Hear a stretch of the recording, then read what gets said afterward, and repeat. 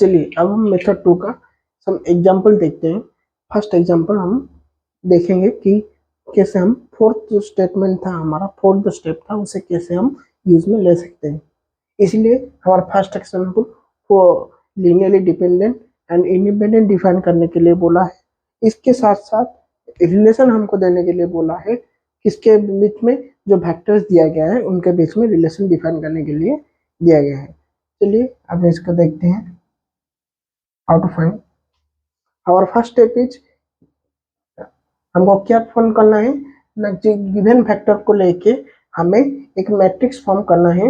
In given vector को रो wisely arrange करके, रो wisely कैसे अरेंज करेंगे, किसी भी सीक्वेंस में अरेंज कर सकते हैं, पर अरेंज करने के दौरान हमें ये देखना चाहिए कि डायगोनल एलिमेंट्स, जो प्रिंसिपल डायगोनल का एलिमेंट्स है वो जीरो नहीं होना चाहिए। सो हम 1 2 3 ऐसे ऑर्डर में ही अरेंज कर लेते हैं और स्टैंडर्ड प्रोपोर्स। लेट इसको हम 1 2 3, ये है 2 3 1 और ये -2 -3 1, ये हमारा 3 क्रॉस 3 एक मैट्रिक्स फॉर्म हो गया। तीन वेक्टर क्या है, तो ये मैट्रिक्स का ऑर्डर हो गया 3 क्रॉस 3। उसके बाद हम क्या करना है सेकंड स्टेप में, क्या करना है, हमको पाइवट एलिमिनेशन मेथड इस मैट्रिक्स के ऊपर अप्लाई करना है। अच्छा, इसके बाद पाइवट ड्यूरिंग द अप्लाई करने के साथ जो वक्त में जो पाइवट एलिमिनेशन कॉन्सेप्ट को हमें क्या देखना चाहिए कि ये रिलेशन पूछा है कि नहीं। यदि पूछा है, हमें ये मैट्रिक्स का ऑगमेंटेड मैट्रिक्स का फॉर्म लिखना होगा। Augmented matrix means matrix and its augmented by, augmented matrix का सिंबल क्या होता है, this is the augmented matrix. Augmented matrix का सिंबल होता है, ये ऐसा लिखना पड़ेगा हमको, 2 1 2 3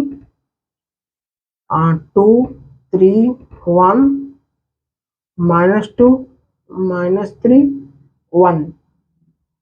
यहाँ पर A1 वेक्टर को हमने फिट किया था, यहाँ पर A2 वेक्टर को हमने फिट किया, यहाँ पर A3 को हमने फिट किया। This is the augmented matrix form of this case.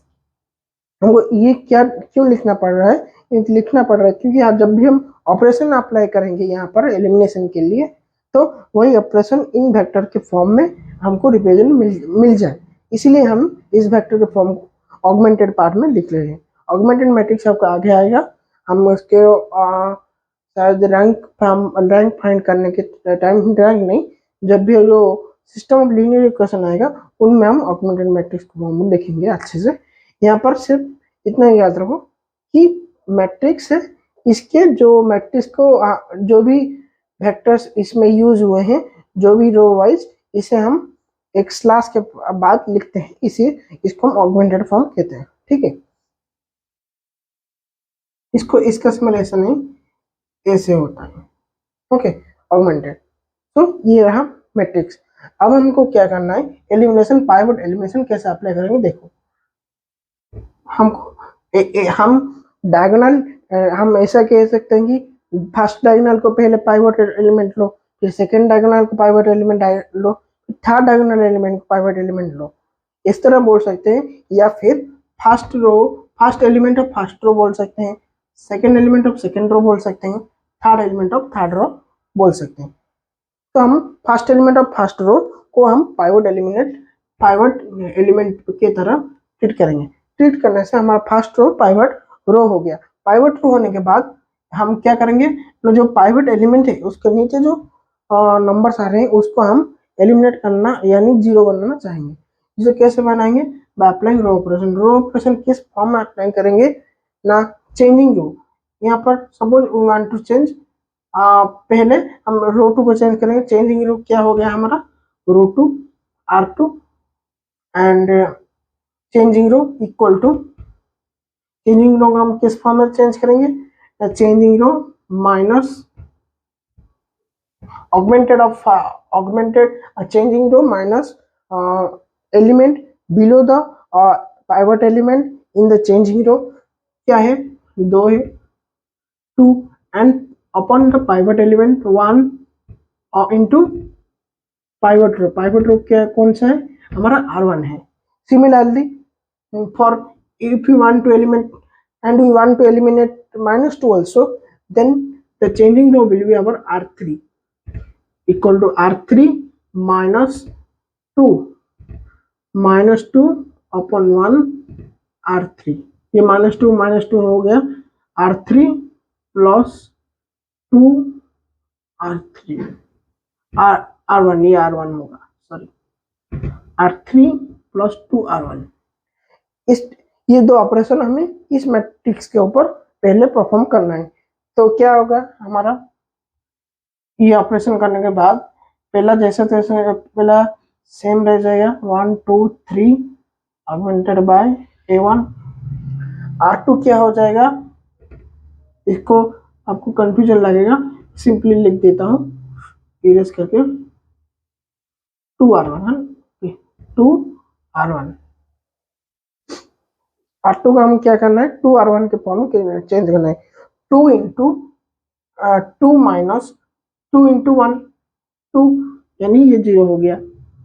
इस फॉर्म को सी R1 रो में हम किसको रखा था, A1 को, R2 रो में हम A2 को रखा था, तो यहाँ पर क्या हो जाएगा A2 माइनस 2A1 यहाँ पर हो जाएगा, ठीक है। फिर 3 माइनस 2 इंटू 2 4 मीन्स यहाँ पर क्या आ जाएगा -1 आ जाएगा। 3 इंटू 3 माइनस 2 इंटू 2 क्या हो जाएगा 4 हो जाएगा। 3 माइनस 4 इज -1। 1 माइनस 3 इंटू 2 6 -6 का मतलब यहाँ पर -3 आ जाएगा, -5 आ जाएगा। यहाँ पर देखो 1 माइनस यहाँ पर 3 इंटू 2 6 -6 आने से ये -5 आ जाएगा। फिर इसके थर्ड रो को चेंज करेंगे सिमिलरली, -2 इस फॉर्मेट में चेंज करेंगे, इसको इसके फॉर्म में चेंज करेंगे R3 plus 2R1।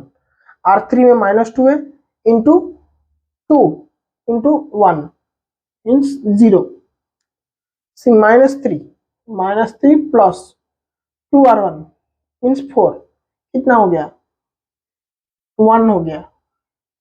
Similarly 1 plus 2 into 3 कितना हो गया 6 हो गया, 6 प्लस 1 7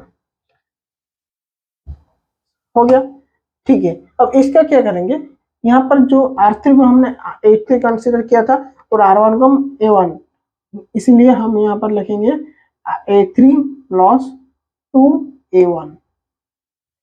यह हमारा पहला जो एलिमेंट था पाइवट का, यहाँ पर एलिमिनेशन हो चुका है। फिर हम क्या करेंगे, as second element of second row is non zero, so we have to take it as pivot element and eliminate to the element below it in the further rows। Further row में जो इसका element है इसको eliminate करने के लिए हम row operation perform करेंगे। रो ऑपरेशन कैसे परफॉर्म करेंगे, R3 के रो में हमें चेंजिंग करना है, तो ये हमारा चेंजिंग रो हो गया, equal to changing row again minus row element below the pivot element in the changing row, क्या है 1 upon the pivot element means -1 into pivot row is R2। इसको हम सिंपली लिख देते हैं R3 प्लस R2। ऐड कर दो both को, हो जाएगा, क्या मिलेगा हमें, ये सिंपली रह जाएगा 1 2 3 0 -1 -5, ये आर्गुमेंटेड है कि A1 A2 minus 2A1। Third में हम क्या करें, R3 को हमने R3 में A3 को पुट किया था और इसमें A2 को ये इसमें ऐड कर दो। फ्लेक्सी ऐड करने से क्या होगा, हमारा क्या था पहले A3 प्लस 2A1 था, प्लस इसको ऐड कर दो, इसको ऐड करने से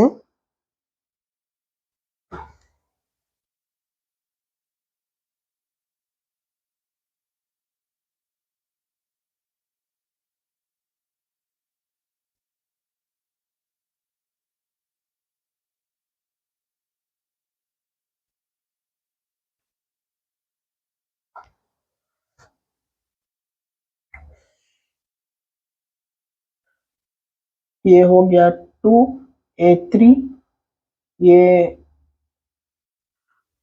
प्लस 3 प्लस 2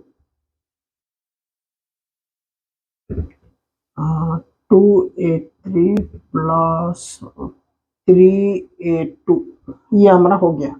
ये हमारा फाइनल ऑपरेशन है 2a3 प्लस 3a2।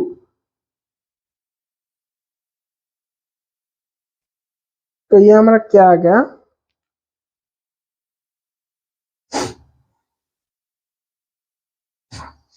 अब यहाँ पर देखेंगे सिंपली ऐड कर दो, जीरो को जीरो ऐड करना जीरो होगा, जी यहाँ पर जीरो आ जाएगा। यहाँ पर क्या आ गया -5 टू क्या आ गया 2 आ गया हमारा, ठीक है। इस तरह से हमारा, तो यहाँ पर अब चेक करेंगे लीनियरली डिपेंडेंट है या फिर लीनियरली इंडिपेंडेंट है। हमारा जो वर्क था यहाँ पर खत्म हो गया। अब कंडीशन अप्लाई करके हम चेक करेंगे ये लीनियरली इंडिपेंडेंट है या फिर लीनियरली डिपेंडेंट। यहाँ पर देखो number of linear number of non zero rows और number of non zero vectors कितने हैं, 3 है। And before applying the operation number of non zero vector कितने थे, 3 थे। सो ये हमारा क्या हो गया, मीन्स और at least one element in each vector is non zero, so it is linearly dependent हो गया, ठीक है। अभी हम इसको थोड़ा चेंज करेंगे। हमारा क्वेश्चन में ये एक्चुअली -1 था, ठीक है, ये -1 था, इसलिए हमारा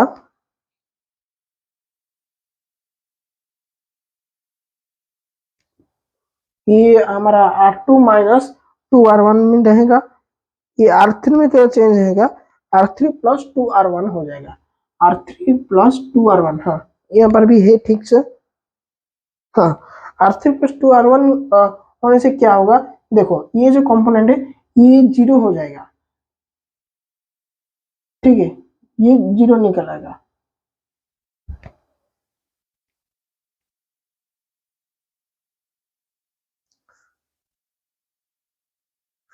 नहीं, ये जीरो नहीं, ये हमारा R3 प्लस 2R1 करने से ये 5 में आ जाएगा शायद। हाँ 5 आ जाएगा हमारा, 5 आएगा। अब जब हम थर्ड जो ऑपरेशन अप्लाई करेंगे ये 2 नहीं आके ये हमारा जीरो आ जाएगा थर्ड ऑपरेशन में, ठीक है। सिंपली थोड़ा सा चेंज करना था, ये हमारा क्वेश्चन था। अब क्या करेंगे, रिलेशन फाइंड करने के लिए दिया है, रिलेशन हम कैसे फाइंड करेंगे, हाँ ये चेंज हो जाएगा। यदि हम इसको चेंज करेंगे तो R3 plus R2 and R3 equal to R3 plus 2 R1 minus 2 R2, ठीक है। तो अब हम क्या करेंगे, इसको ऐसे नहीं, हमको थोड़ा ऐसे लिखना होगा। यहाँ पर कितना था, इतना A3 क्या था हमारा, A3 प्लस 2A1 था ना,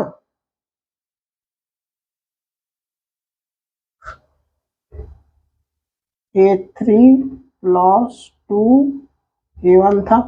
यहाँ पर क्या ऐड हो गया,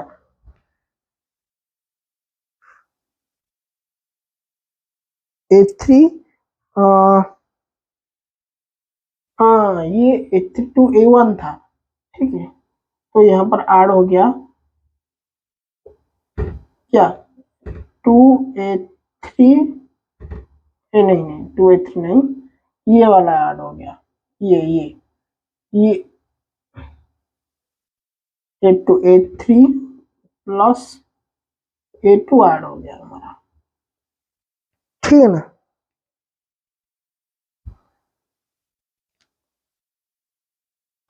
ये हमारा A3 प्लस 2A2 यहाँ पर ऐड हो गया। यहाँ पर एक और थोड़ा सा थोड़ा रुक लो, ये ऐसे नहीं होगा। जब हम एक बार ये वाले मैट्रिक्स को हम लिख चुके हैं तो अब क्या करेंगे, ऐसे नहीं, इसको हम ऐड कर देंगे ये ऑगमेंटेड पैड में। ऐसे नहीं, देखो यहाँ पर जो हम R2 के लिए ऑगमेंटेड पैड में क्या था, ये था A2 माइनस 2A1।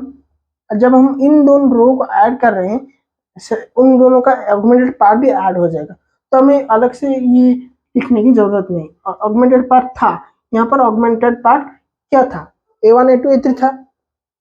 यहाँ पर augmented part A1 A2 A3 था, इसलिए हम R2 को यहाँ पर क्या लिए, R2 को A2 लिए और R1 को A1 लिए, पर यहाँ पर ऑगमेंटेड पार्ट ये है। इसलिए जब हम R3 और R2 को ऐड कर रहे हैं तो उसके R3 के ऑगमेंटेड पार्ट क्या है ये, इसके साथ हम R2 के ऑगमेंटेड पार्ट को ऐड करेंगे। R2 के ऑगमेंटेड पार्ट में क्या है, A2 माइनस 2A1। अब जाके ये हमारा फाइनल ऑगमेंटेड पार्ट आ गया। तो हम इसको रिलेशन में क्या बता सकते हैं, relation between vectors given each, ये वाला इसको इक्वल टू 0 वेक्टर, तो रिलेशन आ गया हमारा A3 plus 2A1 plus A2 minus 2A1 is equal to 0।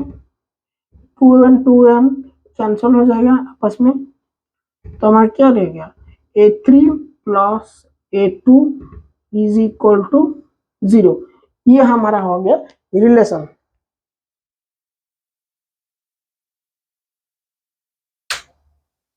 Okay, अब यहां पर कंप्लीट हो गया रिलेशन बिटवीन टू वेक्टर्स।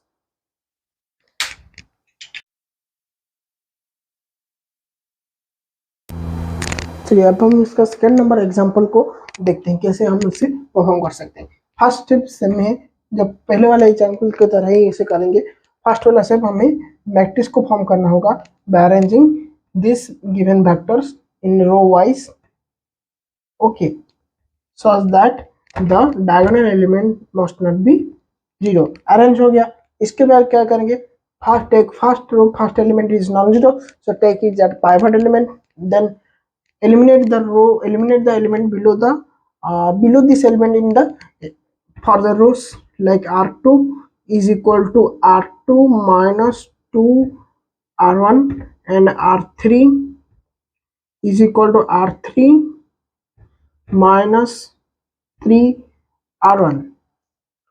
हो गया। ये दो रो ऑपरेशन अप्लाई करो, अप्लाई करने से क्या हो जाएगा, पहला वाला रो जैसा कि वैसे ही रहेगा।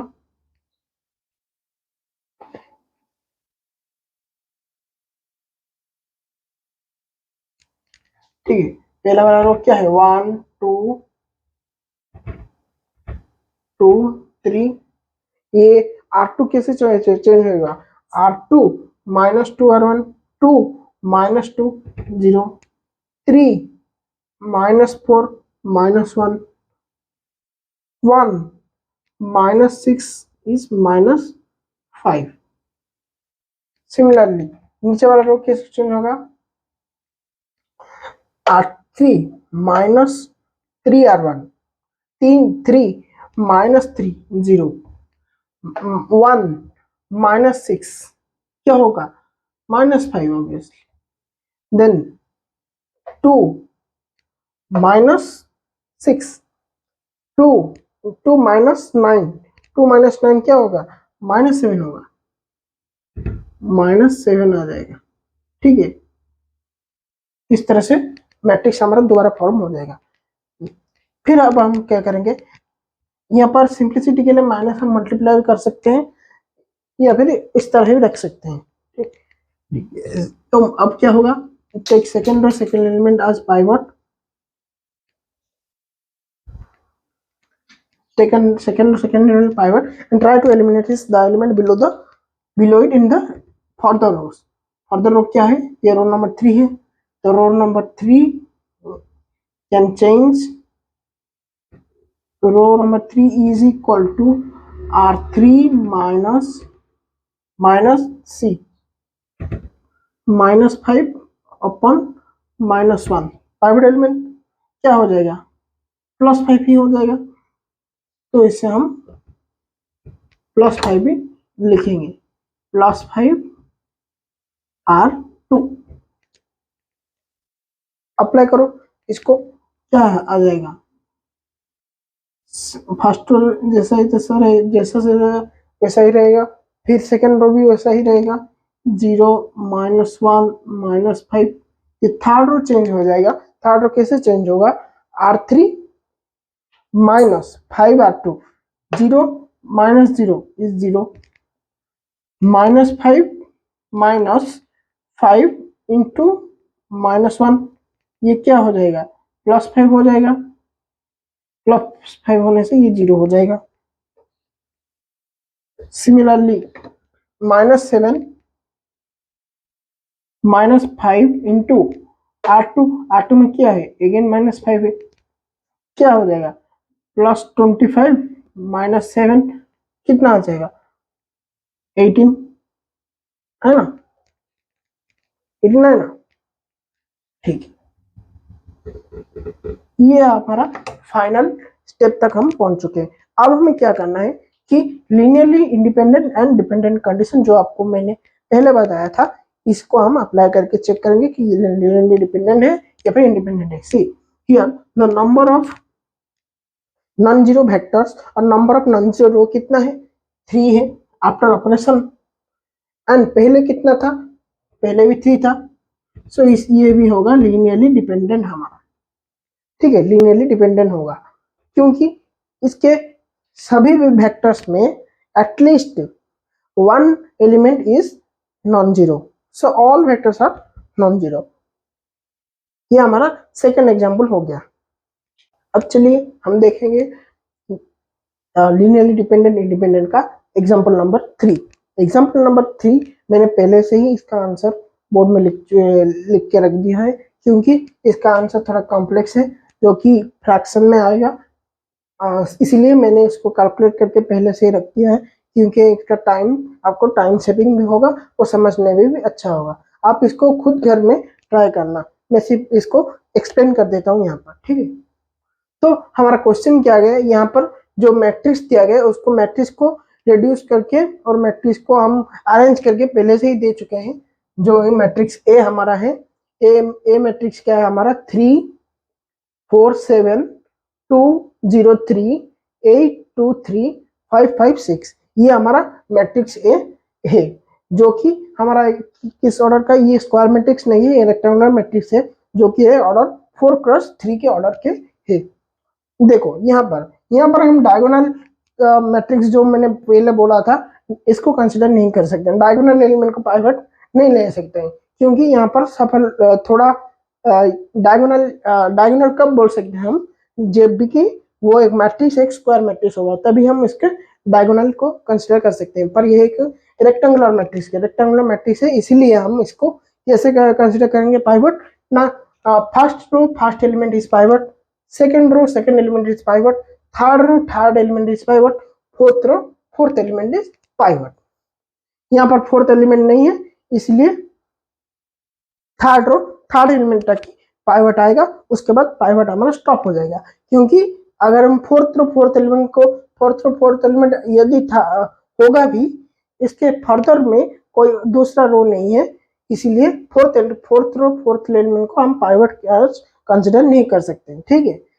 तो चलिए हम पहले first element of first row को पाइवट लेंगे, इसके बाद हम इसके नीचे जो भी कुछ एलिमेंट दिख रहा है उसको जीरो करने की और एलिमिनेट करने की प्रयास करेंगे। एलिमिनेट करने के लिए हम क्या करना पड़ेगा, रो ऑपरेशन ही अप्लाई करना पड़ेगा।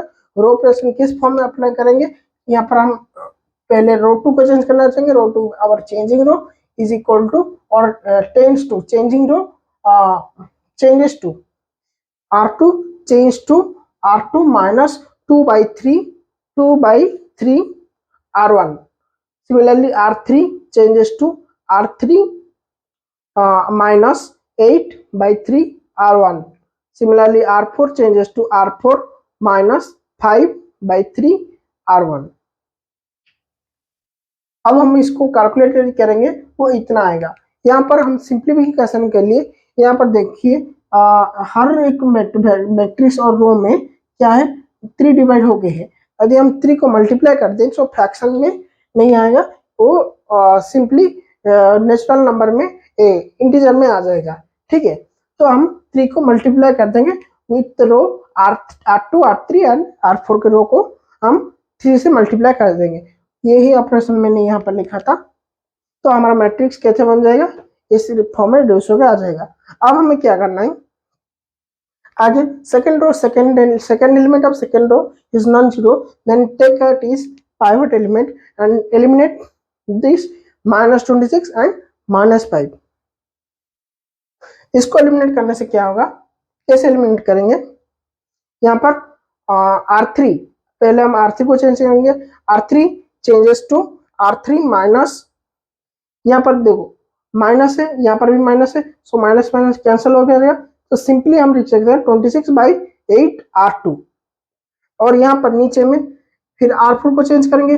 R4 को कैसे चेंज करके R4 माइनस R4 को change, R4 changes to R4 minus 5/8। यहाँ पर भी माइनस माइनस कैंसिल हो जाएगा, तो 5 माइनस 5/8 R2। इसको जब हम कैंसिल करेंगे तो हमारा इस फॉर्म में मैट्रिक्स आ जाएगा। यहाँ पर हम 8 को मल्टीप्लाई कर सकते हैं और सिंपली इसका रख सकते हैं, क्योंकि जब हम ये फॉर्मेट में लिखेंगे तो 8 ऑटोमेटिकली कैंसिल हो जाएगा, तो हमें मल्टीप्लाई करने के लिए जरूरत नहीं है।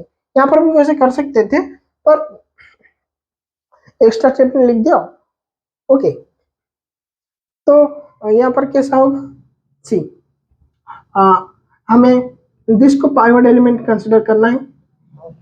Third element of the is pivot, then eliminate this one को कैसे एलिमिनेट करेंगे, changing R4 changes to R4 minus element below the pivot element in changing row upon क्या पाइवट एलिमेंट। तो 8 कैंसिल हो गया, माइनस माइनस कैंसिल हो गया और इनटू पाइवट रो। तो ये हमारा इस फॉर्मेट में आ गया, ये 3 है। ओके, तो इसको जब हम अप्लाई करेंगे यहाँ पर, ये 30 लास्ट में आ गया था, तो ये क्या हो गया, see number of non zero vector, यहाँ पर नॉन जीरो वेक्टर और number of non zero row कितना है, यहाँ पर 3 है। पर इनिशियली हम कितने नंबर ऑफ रो लिए थे ना, इनिशियली लिए थे 4, सो 3 इज लेस देन 4। सो हमारा क्या हो जाएगा, it is linearly independent vectors. The relation between the vectors are linearly independent. So ये हमारा हो गया। ये बस एग्जांपल इतना था। अब हम देखेंगे how to find the vector by method 3। Method 3 एक सिंपल छोटा सा मेथड है जिसको हम केवल यहाँ पर डिफाइन कर देते हैं। फिर इसको जब हम रैंक सीखेंगे, how to find rank of matrix, तब जाके हम मेथड 3 को अप्लाई कर सकते हैं। ठीक है, चलिए बच्चों, अब हम देखेंगे how to find linearly independent and dependent vectors का मेथड नंबर 3। इस मेथड नंबर 3 में क्या है, ये एक रैंक के द्वारा फाइंडिंग करने का मेथड है। ये rank, how to find rank of a matrix, I will taught you in the next videos. So after that you can do it easily, but now you only remember the definition or the conditions for the linearly dependent and independent by the rank method. Rank method क्या कहता है, by finding the rank of formed matrix, जो हम matrix A जो हम matrix form किए थे by arranging the given matrix in the row wise such that the diagonal element must not be 0. सो जो मैट्रिक्स फॉर्म हुआ था उसके रैंक फाइंडिंग करने से, by finding the rank of the form matrix after performing row operation on n number of vectors, n number of vectors जो कि arrange है इन ए matrix में, उसके ऊपर रो ऑपरेशन परफॉर्म करने के बाद इफ रैंक आएगा हमारा, rank means here we talk about the non zero vectors, linearly independent vectors, non zero vectors, we talk about number of non zero vectors, we talk about number of non-zero vector. If number of non-zero vector is equal to number of given vector, ये vector हमें दिया गया था पहले, इसको लेके हम ये मैट्रिक्स फॉर्म किए थे और इसके मैट्रिक्स के by applying row operation we find its rank. After finding rank we check the condition. What is the condition? Condition is if rank is equal to n, means number of non-zero vector is equal to number of given vector. उसका condition क्या था, result क्या था, linearly independent, I taught you before.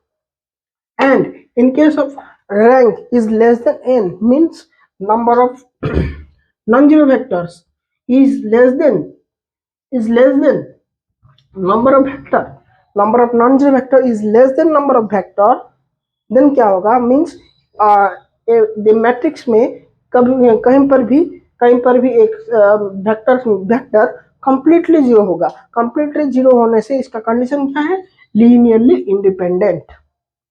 ठीक है, इस तरह से जो मेथड 3 है वो वेरी इजी है, पर हम जब रैंक फाइंड करेंगे तभी जाके इसको कर सकते हैं.